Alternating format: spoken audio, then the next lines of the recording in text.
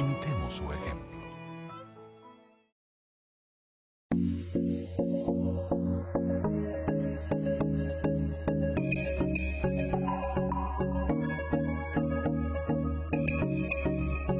Pues amigos, ya tuvimos la oportunidad de escuchar al excelentísimo señor presidente constitucional de la República Dominicana, el licenciado Danilo Medina, en su rendición de cuentas correspondiente al año 2018.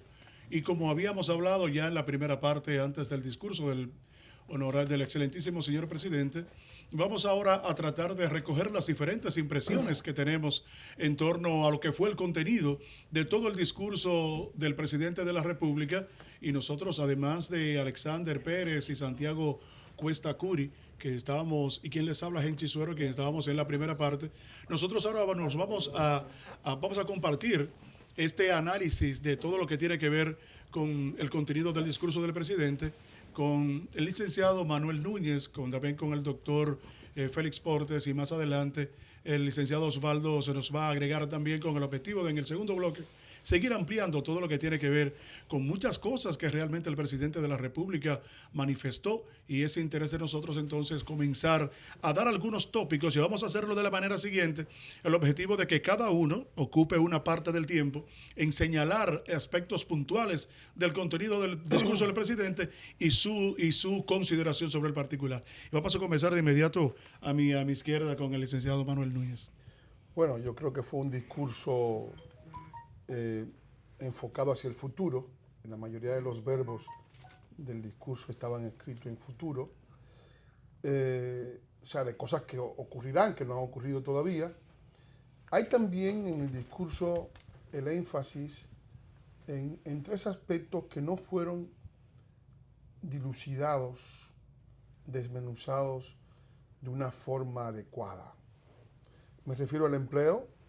Se habla de que el empleo, de que se van a crear nuevos empleos, pero no se está hablando de cómo se va a proteger el empleo.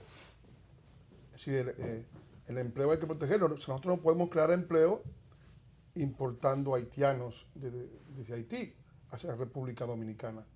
O no podemos combatir tampoco la pobreza importando pobreza del país más pobre del continente. Eso es una incongruencia.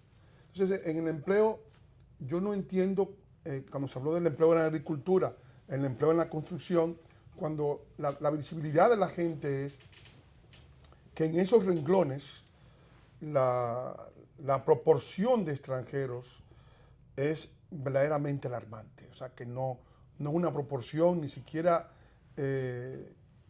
digamos, tolerable. Es decir, estamos hablando de un 80% en algunos casos, de un 75% en otros casos, o sea que es muy grande, y desde luego no está beneficiando esa creación de empleo a la mayoría de los dominicanos, que serían los recipiendarios de esa política. En el segundo punto, también importante, es la salud. No se habló de algo que todos los ministros de salud han hablado, que es que el presupuesto de salud, una enorme proporción, se está gastando en las parturientas y en los enfermos del país más insalubre del continente, que es Haití. Y o sea, se quiso pasar un velo sobre esa realidad que igualmente es una realidad palmaria. Luego se habló de que se han sacado a 1.500.000 dominicanos salidos de la pobreza. Yo no sé cómo se mide el sacar a gente de la pobreza, porque quizás se esté hablando de que se han ampliado los gastos sociales, se han ampliado el bono luz, el bono gas, es decir, y efectivamente ha habido una enorme ampliación, pero si antes se gastaba una cantidad y ahora se gasta el doble o el triple, quiere decir que no hemos sacado a esa gente de la pobreza. Lo que estamos hablando es de gente subsidiada, no de gente que ha salido de la pobreza, que va a entrar inmediatamente en la pobreza en cuanto no haya dinero para pagar los subsidios. O sea que hay una situación que no está vista de manera adecuada. Igualmente, pues se ha hablado de que la República Dominicana tiene un proyecto de nación,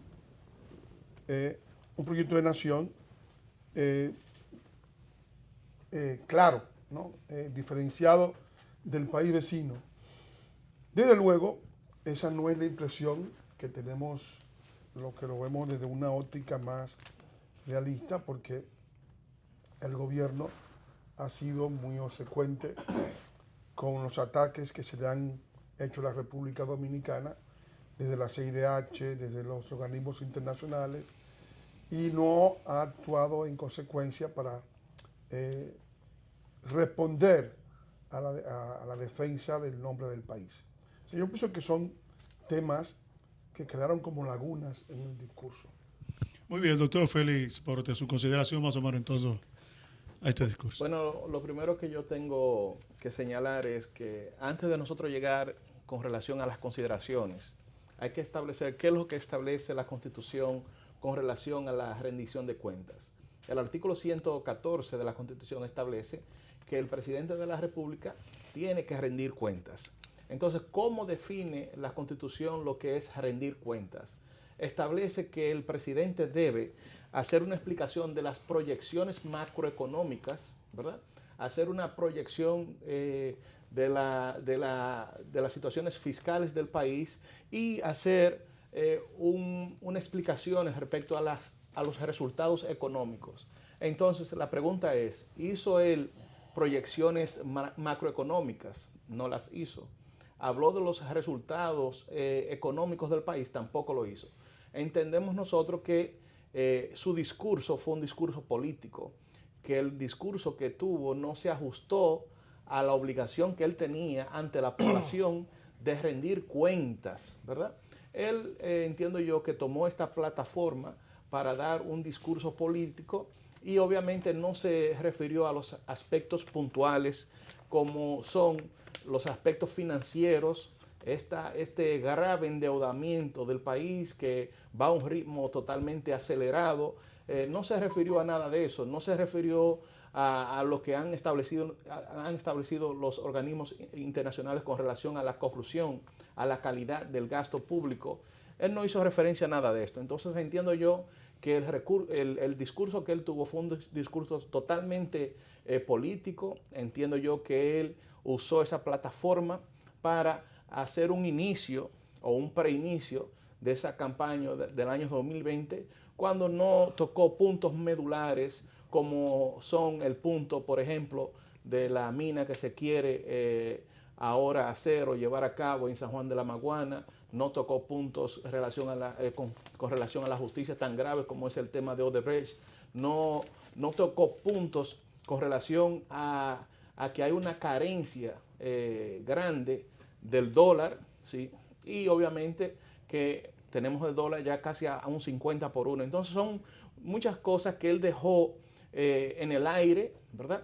Dejó en el aire el tema haitiano, dejó en el aire la situación de la justicia dominicana. Si bien él habló que se ha aumentado el presupuesto con relación tal vez al Poder Judicial y que han habido más de 250 designaciones de fiscales, todavía se está violando la ley con relación al presupuesto que debe tener la justicia para poder operar dignamente, no para operar como operan los sistemas de justicias europeos, sino dignamente.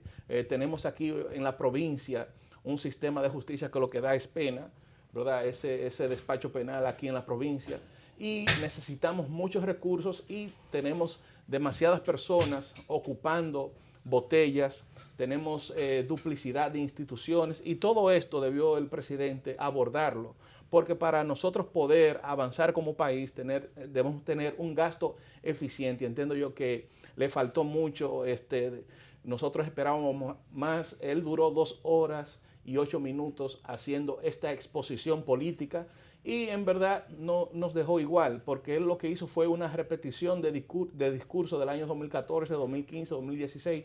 No dijo nada nuevo, nada que impactara al pueblo dominicano. Bien, Alexander. Sí, yo lo que quisiera más bien es, como Félix Porte, por los periodistas decimos que los presidentes en esta en estas intervenciones lo que hacen más bien es reiterarlo, ya lo reiterado y volver. Entonces yo quisiera, hay dos puntos que a mí me extrañaron del discurso del presidente, que Félix Porte, como es un hombre de estrado, y a lo mejor tiene conocimiento de eso, yo quisiera que Félix Porte dijo el presidente que la tasa de homicidio en estos 5 años de gobierno que él lleva se cayó de 2.500 a 1.500. Y dice él que los fiscales hoy son más eficientes y porque se le ha aumentado un 25% de los salarios y que hoy hay 250 fiscales más. Sin embargo, en la percepción, en lo que la gente siente, es todo lo contrario. Entonces, usted que es un hombre de estrado, ¿qué información usted tiene de esto que el presidente decía? Mira, la información con relación a ese tema que tú me estás diciendo son informaciones que todavía no han impactado al sistema de justicia. Por ejemplo, él no ha hablado de la sobrepoblación carcelaria. Hoy en día nosotros tenemos más presos preventivos que cuando el viejo código criminal. Tenemos ahora mismo la victoria, que eso da pena y vergüenza. Entonces tenemos un sistema de modelo penitenciario que está colapsando. O sea, tenemos en una sala de audiencia, por ejemplo, civil, 80 audiencias civiles. Entonces, ¿cómo es posible? ¿Cómo un juez va a fallar 80 casos en un día? Entonces, los fiscales por igual. No hay la cantidad de recursos humanos para enfrentar a todos estos procesos que agobian y tienen en mora nuestro sistema de justicia. Entendemos nosotros que se debe hacer una mayor inversión en el Poder Judicial, porque esto es lo que va a ayudarnos a avanzar como país, nos va a dar una mayor seguridad jurídica como dominicanos. Y un punto importantísimo que él nos tocó, que nosotros entendemos que el Poder Judicial debe, de una vez por todas, o sea, él promover que el Ministerio Público sea independiente del Poder Ejecutivo. Y es por eso que nosotros vemos que la justicia aquí lamentablemente no avanza. Mientras el Ministerio Público sea una dependencia del Poder Ejecutivo, nosotros vamos a tener ese problema. Y la caída de la tasa de homicidio, que él asegura que se ha caído casi en un 50%. Bueno, la situación es que tú sabes que los ministros y los jefes de policía les suministran esos datos, pero nosotros entendemos que esos datos no se corresponden con la realidad. Tenemos el caso, por ejemplo, del doctor Julio Gómez, que se encuentra preso. ¿Cómo una persona como el doctor Julio Gómez va a guardar prisión sabiendo que todo lo que ocurrió ahí fue en legítima defensa cuando ocurrió la muerte de ese delincuente que estaba recién acabado de salir de la cárcel? Entonces, él no tocó los temas importantes para la nación, como son ese tema tan esencial de la delincuencia. Yo he sido víctima de la delincuencia varias veces. A la oficina mía, de día, a las 3 de la tarde, de un edificio que está custodiado, yo con 16 cámaras en la oficina mía, un delincuente entró y rompió el sistema del elevador del edificio mío. Entonces hay una situación gravísima de delincuencia que esto en realidad tiene aterrado al pueblo dominicano, que entiendo yo que el presidente debió hablar de soluciones puntuales, específicas para tratar ese tema, y no lo hizo. Muy bien, Santiago Cuesta. Sí, yo me quiero basar y preguntarle a nosotros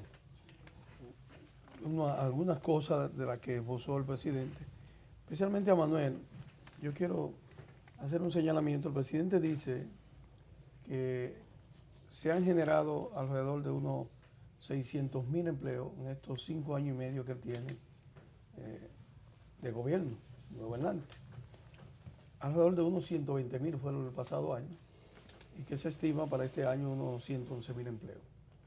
Pero sobre todo que los haitianos que ya han sido regularizados, escuchar al presidente decir que pagaban impuestos. Entonces yo quiero saber, quiero preguntarle a Manuel, si dentro de ese crecimiento de la tasa de empleo anual, esos 120.000, 111.000 proyectados para este año, se incluye el empleado informal de los haitianos y los regularizados a través de los carnets, y si es cierto que pagan impuestos. Yo creo que eso es un poco una información inexacta, por no decir otra cosa. Yo pienso que en realidad la gran bolsa de empleo, o sea, la locomotora de los empleos, la constituye las obras públicas del Estado. El Estado invierte 40.000, 50.000 millones en una obra pública y eso desarrolla una dinámica de empleo.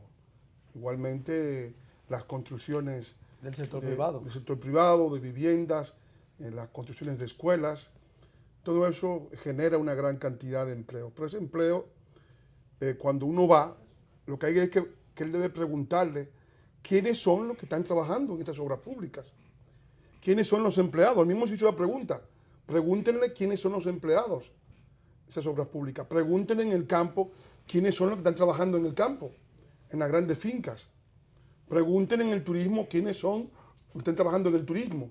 Es decir, ha habido creación de empleo en los sectores dinámicos de la economía, que son turismo, infraestructura y agricultura, desde luego. Pero esos sectores están desnacionalizados en una gran parte. Y el dominicano que está fuera de los empleos está expulsado hacia 4 factores de la desintegración nacional, que son la delincuencia, el narcotráfico, la prostitución y la inmigración ilegal. Es decir, que estamos prácticamente contribuyendo a desnacionalizar, a suplantar a la población dominicana. Y para hacerlo, para hacer todo eso, que es una especie de situación catastrófica la que estamos viviendo, pues ha sido necesario coger prestado en bonos soberanos. No en deuda de la banca multilateral, o sea, de la banca de desarrollo, sino en deuda privada prácticamente con gente que vende bonos. O sea, hemos estado vendiendo bonos prestados con la finalidad de financiar el presupuesto nacional. Porque evidentemente en ese marco hay que mantener los programas sociales en una gran proporción, de manera que no haya ningún tipo de faltante en la sociedad para controlar todo lo que es la desesperanza de haber sacado a tantos dominicanos de la actividad productiva. O sea, esa es la respuesta. Y de hecho, eso es lo que explica el crecimiento de la deuda. Claro está, el sistema no puede mantenerse en el infinito.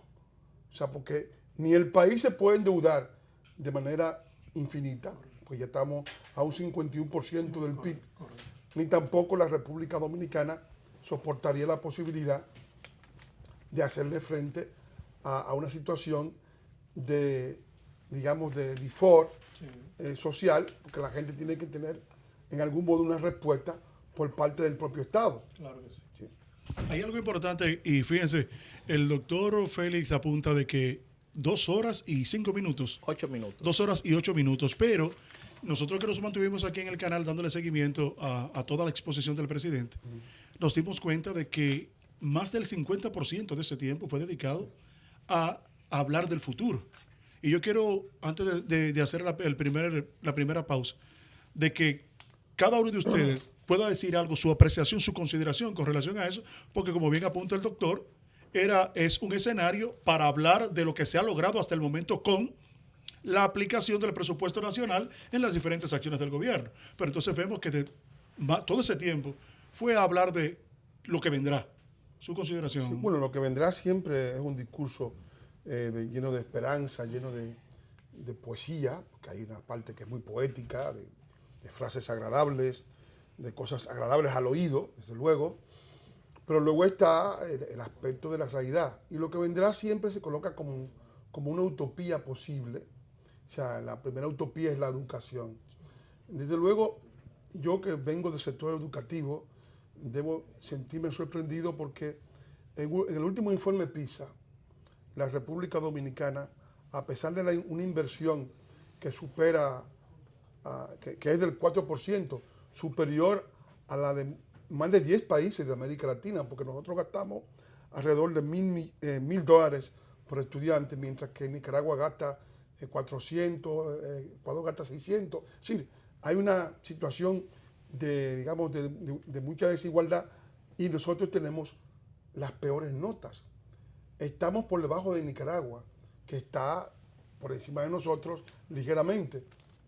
Y en Nicaragua, para dar una pequeña pincelada, en Nicaragua, en el arco de estudiantes selectos de Nicaragua, que es de uno, hay un estudiante por cada 19.000 que llega a la etapa quinta de la prueba PISA. En el caso de la República Dominicana, es un estudiante por cada 125.000. O sea, está 5 veces por debajo de Nicaragua. O sea, así que realmente es una situación calamitosa. Hemos sido los últimos en lectura, los últimos en matemática, sí. los últimos en ciencia. Yo creo que ante una situación como esa, hemos también sido los últimos en el TERCE, en el CERCE y en todas las evaluaciones de América Latina. La educación no es desayuno ni almuerzo, la educación es enseñanza. Y el conocimiento no es tampoco edificaciones, tenemos bastantes edificaciones, pero no es nada más eso. Y yo pienso que hay una situación, hay un mal que no se resuelve con dinero, que hay que resolverlo con políticas más certeras. Doctor, Mire, no, pero antes de que me gustaría decirle también al doctor Manuel Núñez, pero también esa alta deficiencia la tenemos a nivel universitario, porque Claro, es en tampoco todo el sistema. aparecemos en ninguno de los encasillados de toda Latinoamérica. Han desaparecido nuestra universidad principal. Bueno, hasta la estamos UAS, en la no dan ninguna. 3.800, yo creo que era. Óyeme, Sí, no 3.800. estamos entonces, no por ahí. solamente, eso significa que la debilidad del sistema educativo de las escuelas es Total. completo. Es completo, sí. Es Completo. Sí, sí. Doctor Félix. Miren, es una situación, esta situación que habla el presidente a futuro.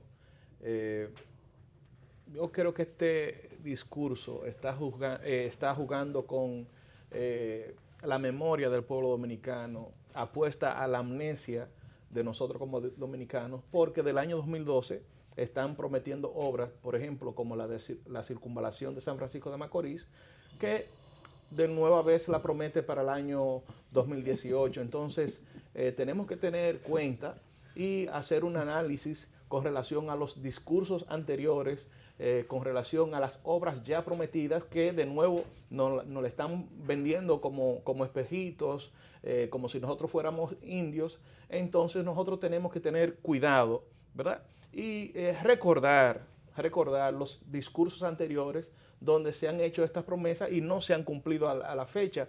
Y de nuevo, lo único nuevo es la fecha y el año 2018.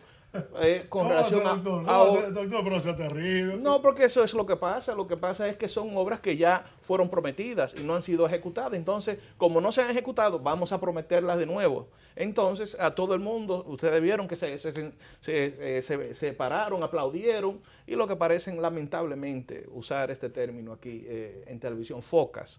Porque, señores, ¿qué es lo que tú vas a aplaudir? Una obra que ya fue prometida varias veces durante los últimos 6 años. Entonces hay que ser más serios con esa situación y no jugar con la memoria del dominicano, del ciudadano, cuando hay temas importantes que hay que resaltar. Entonces entiendo yo que esa situación de esas promesas ya incumplidas, que se vuelven y se prometen y que son aplaudidas por las personas que estaban ahí, es una situación lamentable, penosa, que entendemos que nosotros como dominicanos debemos superar eso. Bueno, vamos a hacer un cambio y seguimos más adelante con todo lo que tiene que ver con este análisis del discurso del excelentísimo señor presidente constitucional de la República Dominicana.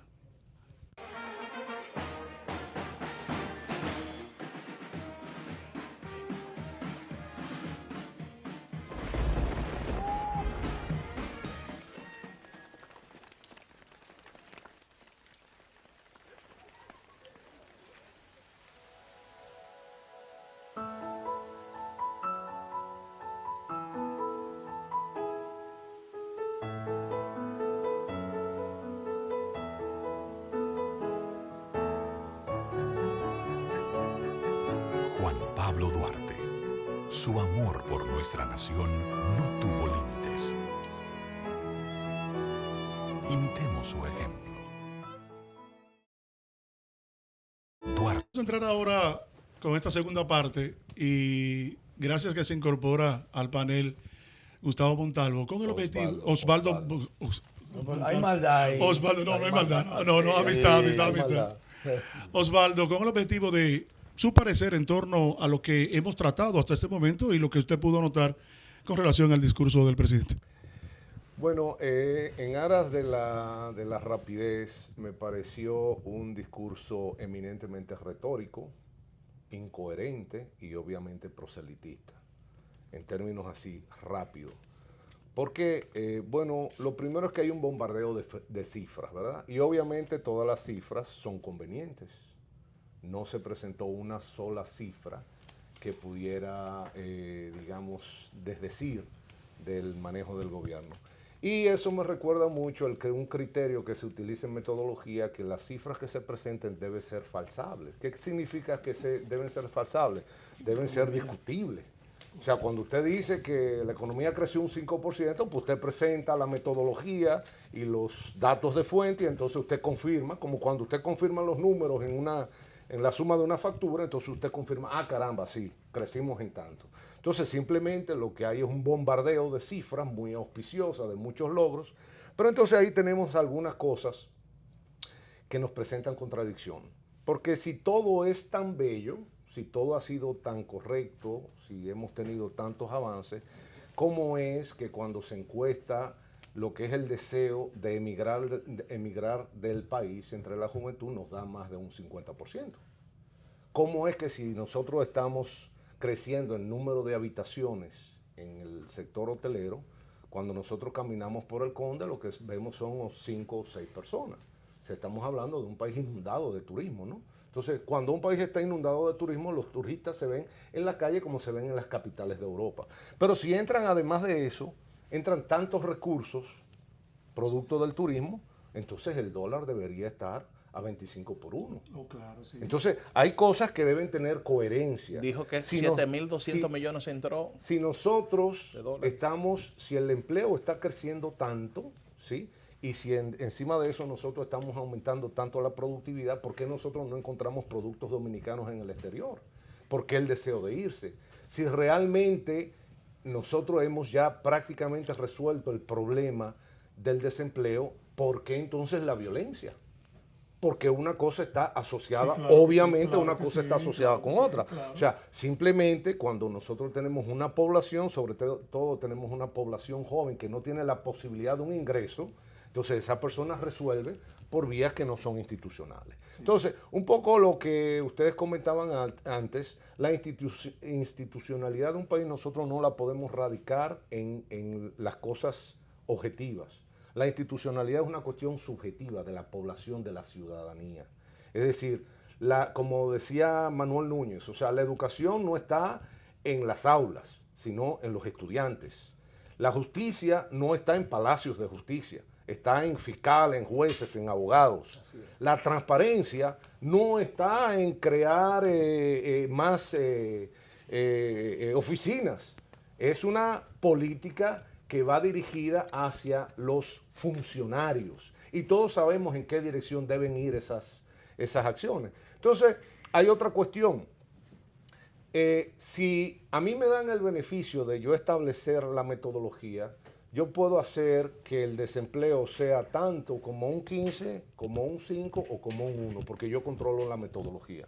Entonces, si a mí me dan la metodología para yo determinar dónde empieza la clase media, pues obviamente yo no voy a sacar a 1.200.000, yo voy a sacar 5 millones, o voy a sacar 3 millones porque yo manejo Ahora, si nosotros utilizamos un parámetro y cualquier persona con sentido común dice, bueno, para ser clase media hoy en día, una familia promedio, ¿verdad?, de papá, mamá, 3 hijos, necesita todos los meses 150,000 pesos. Entonces vamos a buscar en la cifra de ingresos si realmente hubieron 1.200.000 personas que empezaron a ganar 150,000 pesos mensuales. Sí, entonces ahí es donde las cifras, o sea, ahí es donde hay que irse con cuidado con los números, porque los números empiezan a chocar unos con otros.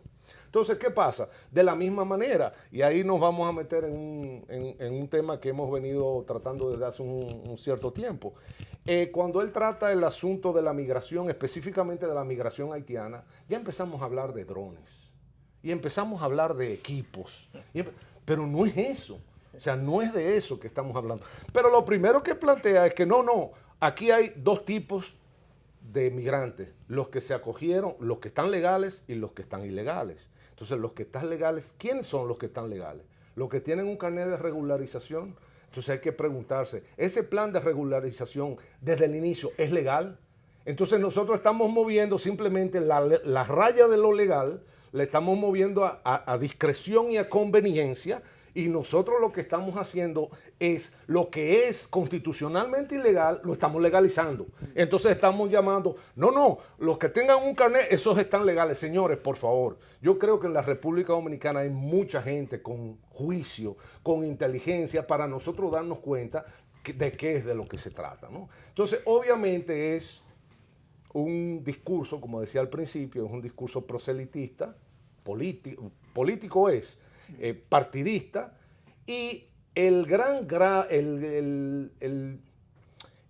peligro que nosotros, no solamente el presidente como presidente, sino la sociedad, todos nosotros cometemos, es que cuando nosotros obviamos las dificultades y los problemas no se resuelven solos. Eso me recuerda a un novelista peruano que decía, obviamente con mucha sorna, que había un presidente de allá del Perú que decía que en el Perú los problemas se resuelven de una de dos maneras, o se resuelven solos o nunca se resuelven. Entonces, nosotros podemos caer en el asunto de que por estar discutiendo cosas que no son así, por estar obviando, por estar dándole una vuelta, por estar dentro de lo políticamente correcto, nosotros estamos acumulando una serie de problemas que no se van a resolver solos. Es el primer paso para uno poder sanarse del alcohol, admitir ser alcohólico. Si no se admite. Nosotros no estamos resolviendo el problema de la migración y el presidente no dijo cómo lo vamos a resolver. No estamos resolviendo el problema del desempleo y el presidente no dijo cómo lo vamos a resolver. Tampoco dijo cómo va a financiar el presupuesto. ¿Cómo nosotros vamos a cuadrar las cuentas? Lo dijo también Núñez. O sea, nosotros no podemos endeudarnos indefinidamente. ¿Con qué vamos a pagar nosotros ese dinero que nosotros estamos tomando prestado? El dólar está 50 por 1. Si está 50 por 1 es por algo. Si la tasa de homicidio en gran medida está reflejando una frustración social, una impotencia. Y así como el mismo presidente dijo que él conocía a personas que habían sido víctimas de la violencia, así sucede en la sociedad, todos conocemos, o sea, la violencia no se ha resuelto, está ahí y no se va a resolver sola, el desempleo tampoco, al revés, o sea, él habla de cifras maravillosas de resolución del problema de empleo, yo tengo cifras de todo lo contrario. O sea, yo lo que conozco es cantidad de gente que anda buscando empleo y no lo encuentra. La prueba de ello es que cuando se hace una oferta de empleo de estos centros de llamada, los call centers, uno ve colas que son monstruosas. Entonces, si hay y estamos hablando de una ocupación muy simple de baja remuneración, y nosotros estamos viendo colas de 1,000 personas. Entonces, ¿cuándo se resolvió el problema del desempleo, ¿no? Entonces, vuelvo y digo, es difícil aquí ir bloque por bloque, ¿no? Porque obviamente fue un discurso de dos horas en la cual hubo una cifra que fue un bombardeo de cifras no falsables, que también habría que ver de qué manera confirmar todas esas cifras, que eso sería un buen ejercicio ciudadano, tratar de confirmar esas cifras. Pero en términos del conjunto no le veo consistencia, no le veo coherencia.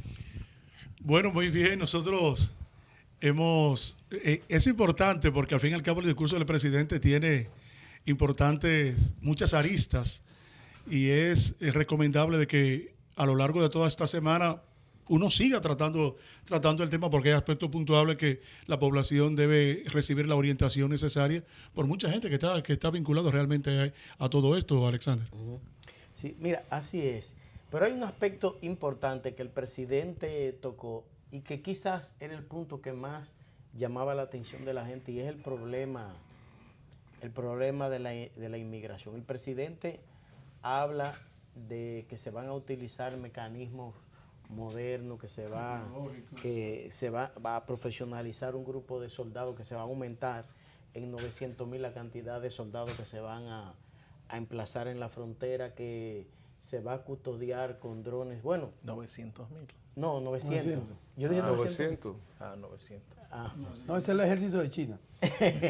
porque se me Pero fue. la pregunta es, ¿para qué van a estar esos soldados, esos policías o ese personal de migración? ¿Para qué lo van a poner ahí? Para payaje. ¿Para atajar, para No. devolver o para dejar pasar? Aumentar Porque el negocio. a eso es lo que vamos. O sea, no es el número de personas, es la orden que tengan. Es lo mismo que ¿cómo se llama? Es lo mismo que el cumplimiento del Código Laboral. O sea, no es solamente esa frontera. Él habló de proteger esa frontera. Hay una frontera en el empleo. Hay una ley que todavía no ha sido derogada, que establece que la población... El 80-20. El 80-20. Ahora, la pregunta es, presidente, ¿dónde están los inspectores? ¿se cumple la 80-20? No se cumple. Los inspectores de por lo trabajo que menos van a... en lo que han visto mis ojos. Porque también me pueden traer una cifra. ¿Cuántas ¿verdad? compañías constructoras En lo han que- sido en lo que he sancionadas? visto, multadas? exacto, ¿Cuántas obras han sido cerradas? Perfectamente, Por eso, por exactamente. violación al Código No, pero yo lo Laboral. que iba a preguntar es que vamos a reforzar y vamos a modernizar la frontera para evitar. Ahora, ¿y qué vamos a hacer con los que están aquí dentro? Que ya no, que son muchos. No, porque Por lo ya son mismo que usted legales. plantea, Ya son legales. por lo mismo que usted plantea, por lo mismo Ya Por son lo que planteó, legales. por lo que por planteó lo el mismo que usted Pero plantea, claro. el 80-20 Pero, se o ha sea, caído vuelve por la y le gran digo, cantidad de Señores, inmigrantes que hay no en el nos país. perdamos Pero Osvaldo en está los diciendo elementos algo, ¿eh? lingüísticos. Se va a parar De los que hecho, quieran de entrar de hecho, ahora para para adelante. mí, por lo menos, el mensaje fue claro. Pero ustedes Los que están están se quedan. discutiendo el aspecto semántico. ¿Qué quiso decir? ¿Qué fue lo que él dijo? Que los que están adentro Ya, están legales. están Eso fue lo que dijo. Que se van a quedar ya Lo se van a dijo, quedar ya. lo dijo con una... Sí, ¿verdad? con la apertura con un característica. paño con pasta, Sí. como decimos, pero eso fue lo que dijo. Finalmente, Santiago Cuesta Curi. ¿O No, no? no, yo nada más voy a decir dos cosas. La primera es que la reelección va. Todo me luce indicar que el discurso futuro del presidente de la República se me pareció al discurso del 2014. Ahora, Déjame que- decir una que- cosa. no, yo Ustedes que- vieron fuera, 2014. fuera del Congreso cómo llevaron a Sí, personas sí, con sí, sí, claro. cartelones, Sí, ahí están en las redes todos sociales, en la enorme misma video, sí. empresa, aunque ellos eran uno de Neva, otro de Barahona, así es. otro de Miches, Sí, sí. el mismo cartelón Sí, el mismo cartel. impreso por la mismo, Por la el mismo misma lugar, compañía, sí. la Ahora, misma yo vi la línea de serigrafía. la guagua Yo que estaba querría aquí hacer- en la Lincoln. Ah, ¿te Ovaldo. pasaron eso? Y entonces yo simplemente digo, yo nunca he visto la Espontáneo relación, todo. Si, Muy si espontáneo. es mala o es buena. Yo lo que te puedo decir la pregunta es, que sí, la Ovaldo, reelección va a cambio de la isla una e indivisible. no sé a cambio de qué, pero El tiempo si pasará. uno observa, eso te dice a ti que todo lo que habló el presidente después de la rendición de cuentas fue un gobierno a futuro. Me habló del 2023 y prácticamente del 22. Suiza. Entonces, aquella vez me habló del 2020 en el 14. Y él es el presidente 2016-2020. Y ahora está hablando en el 18, Entonces me está está hablando hablando, del 22 y el 23. sí, me está hablando Bueno. del 22, del 23. Entonces, no nos puede sorprender que en el PLD, Danilo Medina va a ser de nuevo candidato. Bueno. Ahora, eso va a depender Eso va, sí. de lo que diga Leonel Fernández. Bueno, señores, nosotros vamos a darles las gracias a Osvaldo Montalvo, al doctor Félix Portes y a Manuel Núñez por habernos acompañado desde tempranas horas de la mañana aquí en el canal para nosotros tratar todo lo que tiene que ver con esta pincelada que hemos dado a lo que fue la alocución del excelentísimo señor presidente de la República. Lo que sí le vamos a invitar es para que mañana, a partir de las 6 de la mañana, en primera hora y en por la mañana, vamos a estar tratando entonces, ahí estará Alexander Pérez con Lizzy también, ahí por la mañana, a partir de las 8, y nosotros estaremos de 6 a 8 de la mañana también tratando todo esto que tiene que ver con el discurso del presidente de la República, porque hubo muchas cosas, como dice Osvaldo, que fue muy amplio, como dice el doctor Félix, que fue muy amplio, y nosotros vamos a tratar de ir compartiendo con todos ustedes nuestras impresiones en torno a esto. Gracias a todos ustedes, a todo el país, a través del canal 22 y el 52, que estuvo siguiendo nuestra transmisión desde las 8 de la mañana y hasta esta hora, y les agradecemos su sintonía. Por lo tanto, sigan con la programación de Teleimpacto.